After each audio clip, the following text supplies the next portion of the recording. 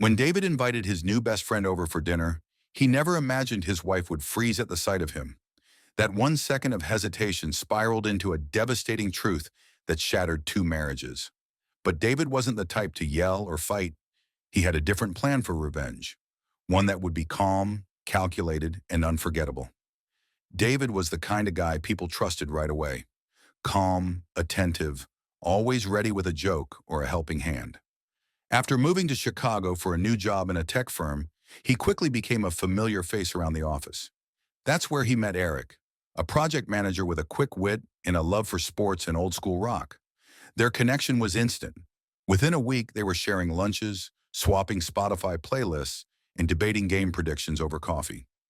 Eric had that rare mix of charisma and humor that made it easy to forget you just met him. Their coworkers noticed too, joking that they acted like long-lost brothers. What started as casual camaraderie quickly became a full-blown friendship. Soon enough, the after-hours hangouts began. Craft beer spots, bowling alleys, even late-night burger joints. It was the kind of easy friendship David hadn't experienced since college. At home, his wife Megan seemed pleased. She'd always encouraged David to get out more, make connections, especially now that they were far from their old life in Ohio. Megan, a marketing director at a mid-sized firm, had been adjusting well to Chicago, but the move had isolated them socially. When David told her Eric had a wife, Lisa, and suggested a couple's dinner, she lit up at the idea. New friends, a new start, the kind of normalcy she missed. After a few rescheduled plans, the dinner was finally set. Megan took it seriously, planning the evening carefully. She wanted to make a good impression. David, excited for Megan to meet his new friend, was in good spirits as he set the table. He noticed Megan's calm focus as she went through her mental checklist. Everything looked perfect. Then the doorbell rang. David opened the door with a grin. Eric and Lisa stood there, a bottle of wine in hand, casual and warm. But as Eric stepped inside, something shifted. Megan froze. It wasn't dramatic. No gasp, no collapse. Just a flicker in her posture. Her smile paused. Her eyes locked on Eric a second too long. David caught it immediately. She recovered quickly, smiled, thanked them for the wine, and led them in. But David's radar was on. He knew her well. That reaction wasn't normal. He said nothing and took his seat. Dinner unfolded effortlessly. Eric was as charming as ever, and Lisa turned out to be sharp, funny, and engaging. The conversation flowed. Travel stories, bad office coffee, favorite shows. Megan laughed in all the right places, poured wine, and even shared a story about a childhood vacation. She seemed fine, but David was watching. He noticed the way Megan avoided looking directly at Eric too often. He caught the slight delay before she responded when Eric addressed her. It wasn't obvious, but it was there. Like a piano slightly out of tune. You'd only hear it if you were really listening. When the guests left, everything appeared normal. They exchanged numbers, promised to meet again soon, and walked out smiling. But the moment the door closed, the unease returned. David helped with the dishes, then asked casually, "You all right? You seemed off when Eric walked in." Megan looked up from the sink, gave a soft laugh. "Oh, I just got a little dizzy for a second. Nothing serious." It was a plausible excuse, but her tone was too light, too rehearsed. David let it go, for the moment. No need to create drama over nothing. But as he lay in bed that night, staring at the ceiling, the image replayed in his mind. That pause, that look, that second of silence. He wasn't jealous. It wasn't possessiveness. It was intuition. The kind you can't explain, but can't shake either. Still, he reminded himself, life was finally starting to feel balanced again. They had friends now, plans, laughter. He didn't want to ruin that. Maybe he was just being paranoid. So he did what many do when faced with discomfort they can't prove. He smiled through it and waited. The dinner with Eric and Lisa became the first of many. In the weeks that followed, the two couples grew closer. Group chats buzzed with memes, weekend plans, and shared Netflix recommendations. Sunday barbecues, game nights, even a short trip to a cabin outside the city. Everything felt like a reboot of their social lives. Megan seemed genuinely comfortable around Eric now, laughing freely, asking about his job, and joking with Lisa about their husband's fantasy football obsessions. David eased up. The moment at the door still lingered in his memory, but he started to chalk it up to nerves or coincidence. After all, nothing since had seemed off, until one random Wednesday. That morning, as they both got ready for work, Megan mentioned she had a medical appointment and would be heading straight to the office afterward. David nodded, barely registering it. His calendar was packed with back-to-back meetings. When he arrived at the office, Eric's desk was empty. It wasn't unusual, but by mid-morning, Eric still hadn't shown up.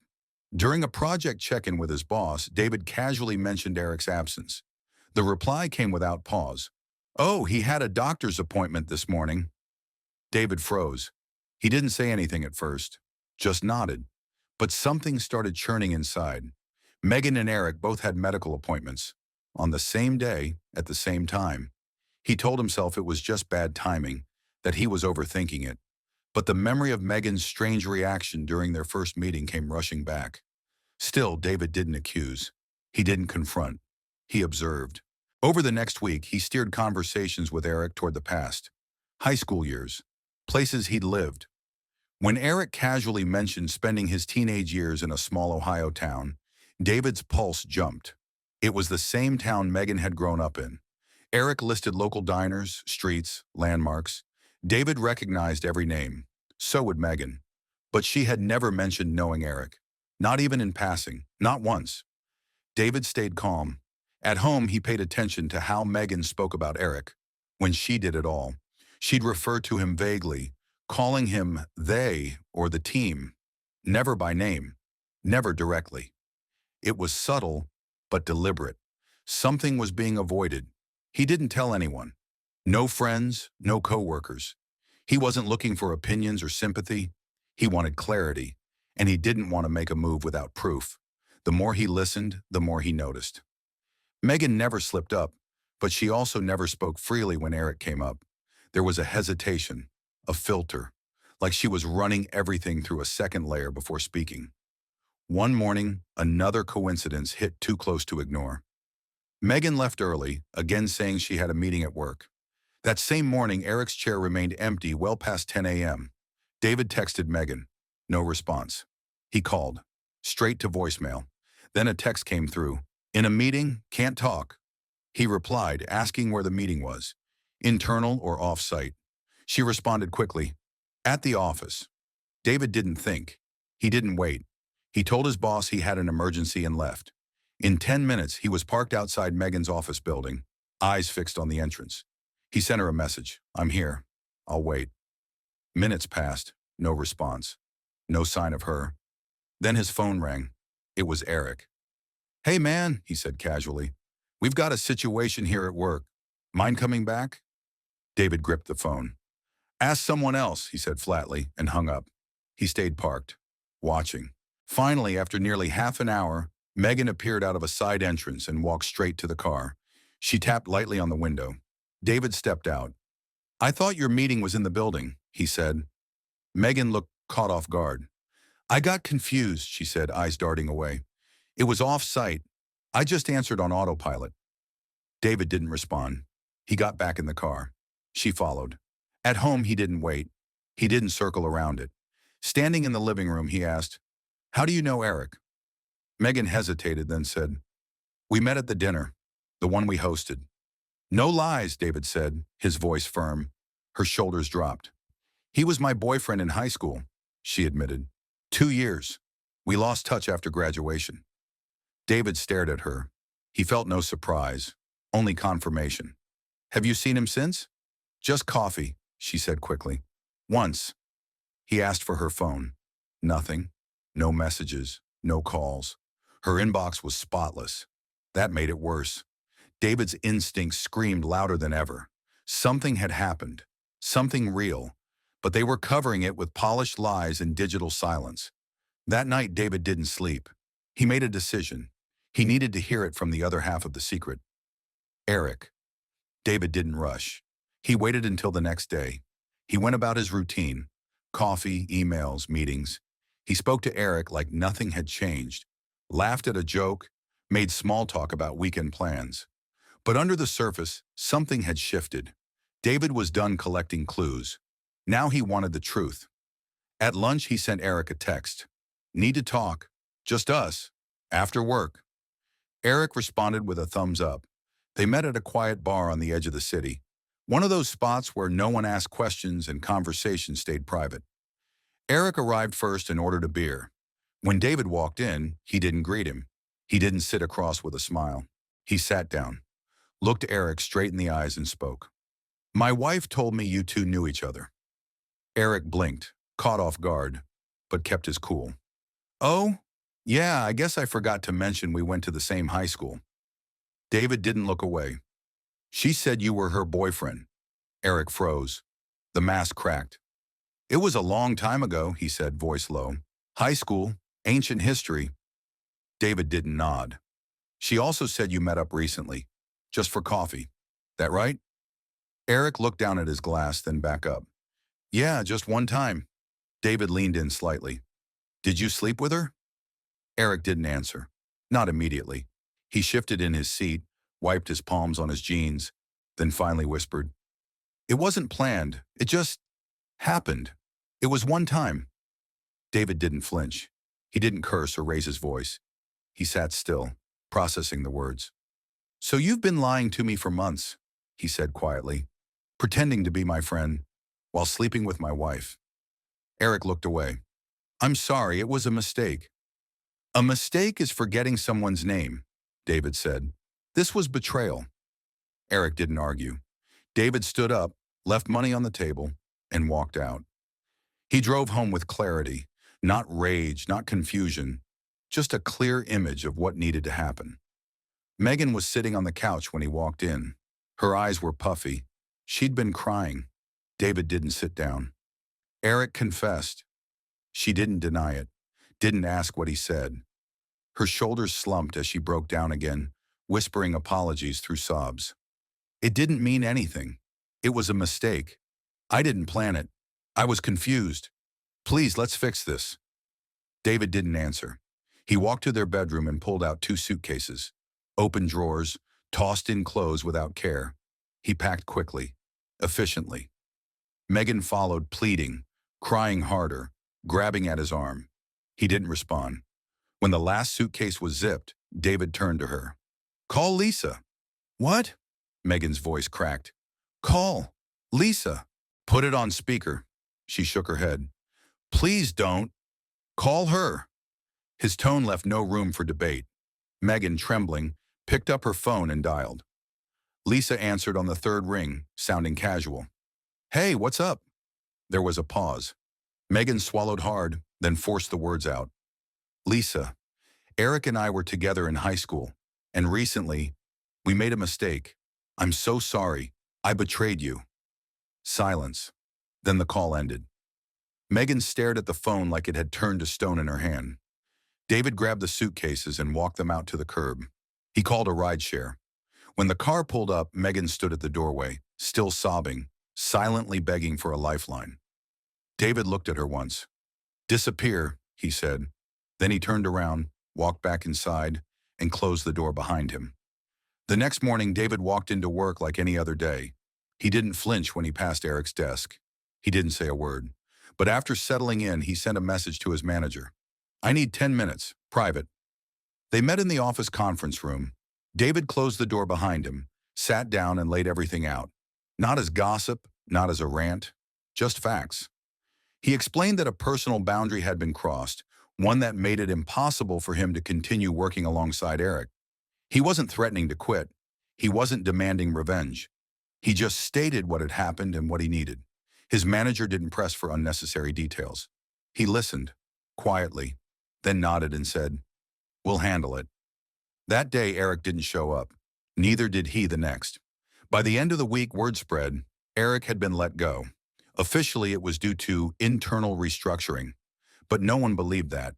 People knew something serious had gone down, and although no one asked David directly, the shift in office dynamics was immediate. Whispers faded when he walked into a room. Conversations paused, then continued in softer tones. David kept to himself. At home, it was even quieter. Megan was gone. She didn't call, Didn't come by, didn't send long messages asking for forgiveness. Just two short texts, "I'm sorry," and days later, "I moved out. I'll leave the key in the mailbox." He didn't reply. Then came the update from Lisa, through a mutual friend. She'd filed for divorce, moved out of their shared apartment within a week. Eric tried to contact her, but she blocked him on everything. No arguments, no drawn-out fights, just a clean break. David respected that. Meanwhile, Megan stayed silent. No new messages, no attempts to meet in person. She disappeared as he asked, and part of him was grateful for that. The other part, the one that still struggled to sleep, that stared at the empty side of the bed at night, wrestled with the silence. But he didn't chase closure. One day, weeks later, a box showed up at his door. Inside were photos, books they bought together, a few trinkets from vacations past. No note, just things she didn't want to keep, or maybe things she hoped he still wanted. He didn't open the photo albums. He packed everything back into the box and slid it into a closet. The house stayed quiet. His friends, once told, reacted with the usual mix of shock and support. Some offered to go out for drinks. Others texted late-night check-ins. But David wasn't interested in filling the space. Not yet. He needed time to process. Not just the betrayal, but the fact that two people he trusted most had planned, lied, and smiled through it. He kept working, kept exercising. He started going on long weekend walks with no destination. Sometimes he'd find a bench, sit for an hour, and just watch people move around. Strangers, people who didn't lie, people who didn't pretend. Eventually he changed his number, not out of fear, just to sever the last thread. Months passed. Eric never reached out again. Megan, as far as he knew, moved to another city. Lisa never returned to the company either. It was as if all four of them had been forced out of orbit, spinning in new directions, forever changed. David wasn't bitter. He didn't fantasize about revenge. He didn't hope they suffered. He just hoped they learned something. Anything from the damage they caused. He had. He learned that instincts should be trusted. He learned that silence says more than words. And most of all, he learned that walking away, calmly, clearly, and without apology, can be the most powerful response of all. Time didn't heal everything, but it gave David clarity. By the end of the year, he had rebuilt a routine that no longer included Megan or Eric. The absence no longer felt like a wound, just a closed chapter. He hadn't sought therapy, though many suggested it. Instead, he read a lot. Books on psychology, betrayal, boundaries, forgiveness. Not to find answers, but to understand the chaos that people often create for no reason other than weakness. What surprised him most wasn't the affair. It was how easily both of them lied, how naturally they slipped back into his life, smiling, laughing, making plans, all while hiding something that could wreck everything. David didn't see himself as a victim. He had chosen to trust, and when that trust was broken, he had chosen how to respond. No violence, no outbursts, no public humiliation, just exposure and removal. A clean cut. And that decision came with unexpected consequences. People respected him more, quietly, without fanfare. At work, colleagues who had once kept their distance now sought him out. Not to ask about the drama, they never brought it up, but to talk through problems, ask for advice, include him in decisions. His calm approach had made an impression. Even his manager, during a quarterly review, mentioned it. "You handled everything with more discipline than most would." That doesn't go unnoticed. Outside of work, things moved slower. David didn't rush into new friendships. He became more selective, more cautious. He didn't retreat from people. He just listened longer before deciding who to let in. Eventually, he began dating again.